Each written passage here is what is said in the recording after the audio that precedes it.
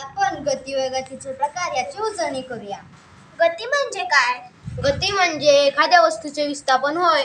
विस्थापन म्हणजे काय? एखाद्या वस्तूचे विस्थापन होणे म्हणजे स्थान बदलणे होय. गतीचे मुख्य दोन प्रकार आहेत. एक रेषीय गती, दोन एकरेषीय गती. रेषीय गतीचे पुन्हा दोन प्रकार आहेत. रेषीय एकसमान गती, रेषीय असमान गती. रेषीय एकसमान गती. एका कालावधीत एखाद्या वस्तूने पार केलेले अंतर सतत सारखे असते तेव्हा ती गती रेषीय एकसमान गती असते. एका कालावधीत पार केलेले अंतर जेव्हा सतत बदलत असते तेव्हा ती गती रेषीय असमान गती असते.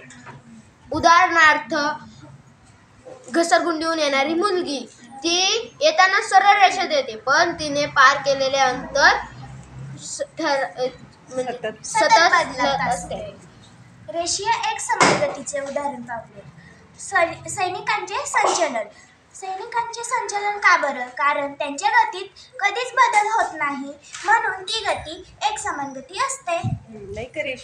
नैकरेषीय गतीचे आपण आता प्रकार पाहूया. आता नैकरेषीय गतीचे 4 प्रकार आहेत.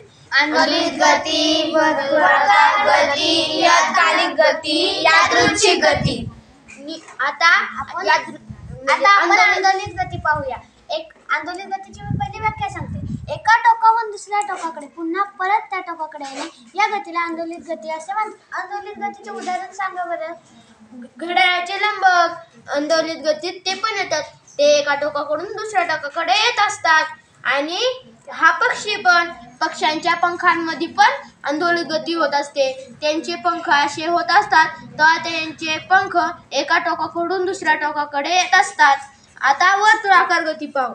वर्तुळाकार गती म्हणजे वर्तुळाकार मार्गाने फिरणाऱ्या गतीला वर्तुळाकार गती असे म्हणतात. उदाहरणार्थ हे रणबंदिरण यांचे फिरणारे चाक. तुम्ही कधी आहे ना आकाश पाळणा पाहिलाय का जत्रेतला? तो पण वर्तुळाकार गतीने फिरतो. आणि उदाहरणे सांगा.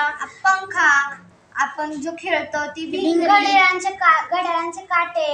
हो, आता नियतकालिक गतीचं कोण उदाहरण सांगतोय? मी सांगते.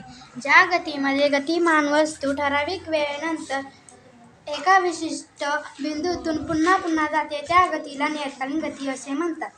उदाहरणार्थ, घड्याळाचा काटा, तो पण एका बिंदूतून पुन्हा पुन्हा जातो. आता यादृच्छिक गतीची कोण व्याख्या सांगतोय? मी सांगते. ज्या गतीची दिशा व चाल सतत बदलत असते त्या गतीला यादृच्छिक गती म्हणतात.